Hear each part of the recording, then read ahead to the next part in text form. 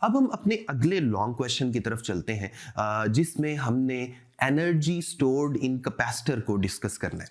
दोबारा से वही डायग्राम मैं लेके आऊंगा जो हमने लास्ट लेक्चर में capacitance of parallel plate capacitor में सीखी थी। देखें, फर्ज कर लें मेरे पास दो पैरेलल प्लेट्स हैं जो आपको इस वक्त नजर आ रही हैं। इनमें से हर प्लेट का जो एरिया है यानी सरफेस एरिया, उसको मैं कैपिटल ए का नाम दे देता हूं, और दोनों प्लेट्स के दरमियान जो डिस्टेंस है वो है, फर्ज कर लें, स्मॉल डी।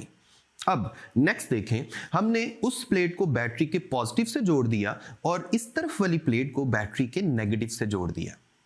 अब क्या होगा? अब जारी बात है, चार्जिंग शुरू हो जाएगी। मैंने चार्जिंग कैसे होती है आपको इसका मैकेनिज्म बताया था पिछले लेक्चर में, ठीक है। अब जरा गौर कीजिएगा, जिस प्लेट को हमने बैटरी के हाई पोटेंशियल से कनेक्ट किया था उस पर पॉजिटिव चार्ज आना शुरू हो गया। फर्ज कर लें उस पर एक पॉजिटिव चार्ज आ गया और इस प्लेट पर एक नेगेटिव चार्ज आ गया। दोनों पे चार्ज की मैग्नीट्यूड बिल्कुल सेम होती है। अब जो नेक्स्ट पॉजिटिव चार्ज उस प्लेट पे जाएगा उसको वहां स्टोर करवाने के लिए बैटरी को वर्क करना पड़ेगा। क्यों?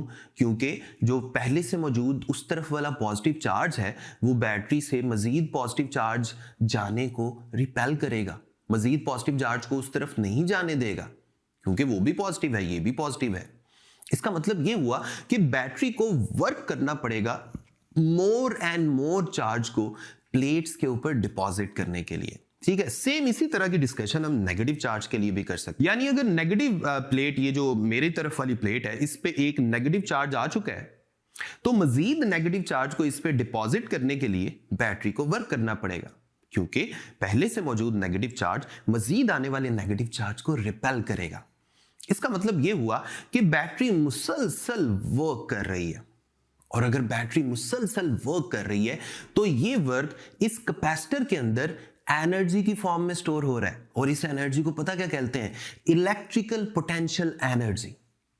तो ये बात तो क्लियर हो गई कि जैसे जैसे कैपेसिटर को हम चार्ज कर रहे हैं बैटरी की मदद से, उसके अंदर एक्चुअली इलेक्ट्रिक पोटेंशियल एनर्जी को स्टोर कर रहे हैं। तो आज हमने इसी इलेक्ट्रिक पोटेंशियल एनर्जी का फॉर्मूला बनाना है। जरा गौर से मुझे एक बात बताएं, आपने चैप्टर 12 में आपको याद होगा आपने एक फॉर्मूला पढ़ा था पोटेंशियल डिफरेंस का। यहां मैं सेम वही फॉर्मूला यूज करने लगा हूं। पोटेंशियल डिफरेंस का आपने एक फॉर्मूला पढ़ा था, बल्कि इसी चैप्टर में, चैप्टर 12 ही तो हम कर रहे हैं, इसी चैप्टर में हमने फॉर्मूला पढ़ा था, potential difference is equal to work done per unit charge. अब यहां जो चार्ज इन्वॉल्व है, फर्ज कर लें उसका नाम मैं रख देता हूं डेल्टा क्यू, और इसको पॉजिटिव चार्ज का नाम दे देते हैं। यानी डेल्टा क्यू चार्ज है जो बैटरी के पॉजिटिव से पॉजिटिव प्लेट वाली साइड पे स्टोर होने की कोशिश कर रहा है, और ये काम कौन करवा रहा है? बैटरी करवा रही है। फर्ज कर लें मैं पोटेंशियल डिफरेंस को डिफाइन करता हूं work done per unit charge. तो यहां से वर्क किसके इक्वल आएगा? चार्ज को दूसरी तरफ ले आए, charge multiplied by potential difference, और charge multiplied by potential difference ये जो आया है, जो वर्क के इक्वल है, मैं इसी वर्क को इलेक्ट्रिक पोटेंशियल एनर्जी भी कह सकता हूं। तो इसलिए मेरे पास इलेक्ट्रिक पोटेंशियल एनर्जी का फॉर्मूला आ गया, charge delta Q multiplied by potential difference. अच्छा, चार्ज को डेल्टा क्यू की बजाय हम क्यू कह देते हैं और पोटेंशियल डिफरेंस को डेल्टा वी कह देते हैं। इस इक्वेशन को इक्वेशन 1 कह दें। यही एनर्जी है जो हमने फाइंड करनी है, जिसका एक मजीद अच्छा सा फॉर्मूला हमने बनाना है। अब आप गौर से मेरी बात सुने। देखिए, जब दोनों प्लेट्स पे कोई भी चार्ज नहीं था, यानी जब आपने इसको बैटरी के साथ अटैच नहीं किया था, तो पोटेंशियल डिफरेंस कितना था दोनों प्लेट्स के दरमियान? 0 था। इसका मतलब है इनिशियल पोटेंशियल डिफरेंस V1 कितना हो गया? 0। जैसे ही चार्जिंग शुरू हो गई, यानी आपने इसको बैटरी के साथ अटैच कर दिया जिसका पोटेंशियल डिफरेंस V था, तो चार्जिंग स्टार्ट हो गई। फिर आहिस्ता आहिस्ता पोटेंशियल बढ़ता गया, बढ़ता गया, बढ़ता गया, और ये पोटेंशियल लीनियरली इंक्रीज करता है। ये मैंने आपको कैपेसिटर की चार्जिंग के केस में बताया था। ये पोटेंशियल जब लीनियरली इंक्रीज करेगा तो आहिस्ता आहिस्ता पोटेंशियल मैक्सिमम हो जाएगा, और जब कैपेसिटर फुल चार्ज हो जाता है तो इसके अक्रॉस जो पोटेंशियल है ये बिल्कुल उतना ही हो जाएगा जितना बैटरी का पोटेंशियल है। यानी फाइनल पोटेंशियल, जिसको मैं V2 से जाहिर कर सकता हूं, इसको मैं कह देता हूं जी ये V हो गया है। फाइनल पोटेंशियल डिफरेंस कितना हो गया? V, और इनिशियल पोटेंशियल डिफरेंस कितना है? 0। अब आप दोबारा ऊपर वाली इक्वेशन में आ जाएं। इसमें जो डेल्टा V पोटेंशियल डिफरेंस आपको नजर आ रहा है, अब चूंकि यहां तो पोटेंशियल डिफरेंस कांस्टेंट नहीं है, पहले 0 था, फिर बढ़ते बढ़ते मैक्सिमम यानी V हुआ है। इसका मतलब है पोटेंशियल डिफरेंस की जगह हम एवरेज पोटेंशियल डिफरेंस पुट करेंगे।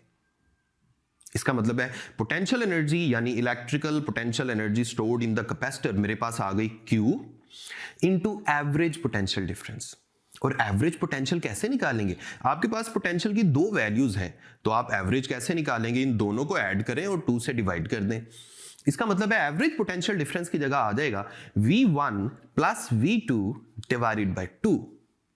तो मेरे पास रिलेशन बन गया Q इनटू जो रेशियो है, मेरे पास एक फ्रैक्शन आ जाएगी, ब्रैकेट के अंदर मैं इसको लिख लेता हूं 0 plus capital V divided by 2। और इस तरह से मैं फाइनली पहुंच गया हाफ क्यू वी पे। अब Q किसके इक्वल है? मैंने कैपेसिटर के केस में आपको ये कैपेसिटर की चार्जिंग जब मैं समझा रहा था तो मैंने आपको एक इक्वेशन बताई थी Q is equal to CV, जिसे हमने कहा था कैपेसिटर इक्वेशन। तो अब यहां Q की जगह CV लिख दें, तो मेरे पास फाइनल रिलेशन बन गया हाफ CV स्क्वायर। इसे आप इक्वेशन नंबर 2 कह दें। ये एनर्जी स्टोर्ड इन कैपेसिटर का एक रिलेशन आ गया है। मैं इस रिलेशन को मजीद दो अंदाज में लिख सकता हूं, जरा गौर करें। ये हाफ CV स्क्वायर है ना, तो CV को अलग कर लें और V को अलग कर लें और CV की जगह Q आ गया। बेसिकली यहां से ही तो हम पहुंचे हैं। इसका मतलब है हाफ QV, ये भी एनर्जी स्टोर्ड का रिलेशन ठीक है। तो एक मेरे पास हाफ CV स्क्वायर आ गया, एक हाफ QV आ गया। अब मजीद थोड़ा सा मजीद आगे चलते हैं। अब जरा देखें, क्या मैं ये जो हाफ QV वाला रिलेशन है, इसमें V की जगह Q ओवर C पुट कर सकता हूं? क्योंकि Q is equal to CV होता है ना, तो मैं यहां V की जगह Q ओवर C पुट कर देता हूं। तो मेरे पास एनर्जी स्टोर्ड का एक तीसरा रिलेशन आ जाएगा। जरा पुट करके देखें, ऊपर Q स्क्वायर आ गया और नीचे 2C आ गया। इसका मतलब है एनर्जी स्टोर्ड के कैपेसिटेंस, चार्ज और पोटेंशियल की फॉर्म में 3 रिलेशन हमें याद रखने चाहिए। ये मैं MCQs के पॉइंट ऑफ व्यू से बता रहा हूं। यानी एक आपके पास आ गया हाफ CV स्क्वायर, एक आ गया हाफ Q इंटू V, और तीसरा रिलेशन आ गया Q square divided by 2C। ये मैं सिर्फ MCQs के लिए बता रहा हूं। लॉन्ग क्वेश्चन में आपने एक ही रिलेशन प्रूव करना है, that is half CV square. That's enough, ये काफी है। अब हम अगले स्टेप में चलते हैं। यही जो एनर्जी स्टोर्ड का फॉर्मूला है ना, इसको अब हमने इलेक्ट्रिक फील्ड की फॉर्म में डेराइव करना है। यानी electric field, right hand side पे इलेक्ट्रिक फील्ड होनी चाहिए। तो स्टार्ट हम करेंगे हाफ CV स्क्वायर से। ऊपर हम हेडिंग लिख देते हैं energy stored in terms of electric field. Okay, अब आपके पास हाफ CV स्क्वायर दोबारा आ गया। C जो है ये कैपेसिटेंस है। फर्ज कर लें कैपेसिटर की प्लेट्स के दरमियान, ये जो हम आज सिचुएशन कंसीडर कर रहे हैं, इन प्लेट्स के दरमियान फर्ज कर लें डाइलेक्ट्रिक पड़ा हुआ है। और डाइलेक्ट्रिक जब आ जाता है तो फिर कैपेसिटेंस जो है वो बढ़ जाती है। इसको मैं C मीडियम कह देता हूं, यानी half into C medium into V का स्क्वायर। अब C मीडियम की जगह आप पुट कर देंगे A epsilon naught epsilon R divided by D। ये हमने लास्ट लेक्चर में प्रूव किया था। और E जो है V स्क्वायर जो है, हम जानते हैं V किसके इक्वल होता है? V is equal to E into D। ये हम पहले काफी जगहों पे यूज कर चुके हैं। ED का स्क्वायर हो गया, होल स्क्वायर। अब आपके पास आ गया half A epsilon naught epsilon R divided by D, वहां पर E स्क्वायर D स्क्वायर।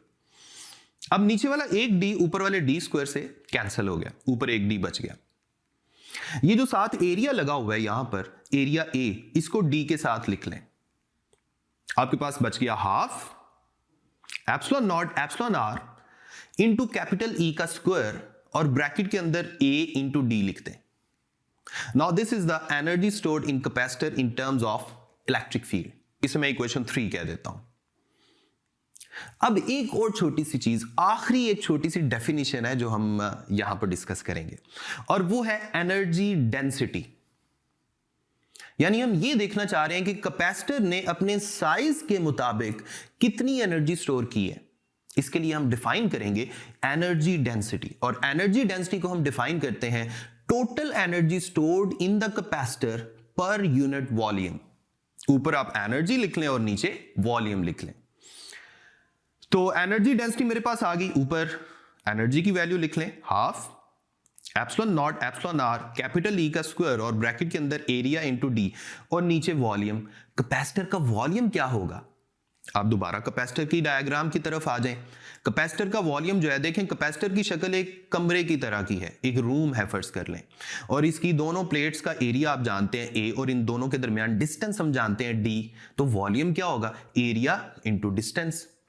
तो आप वॉल्यूम की जगह लिख दें ए इंटू डी।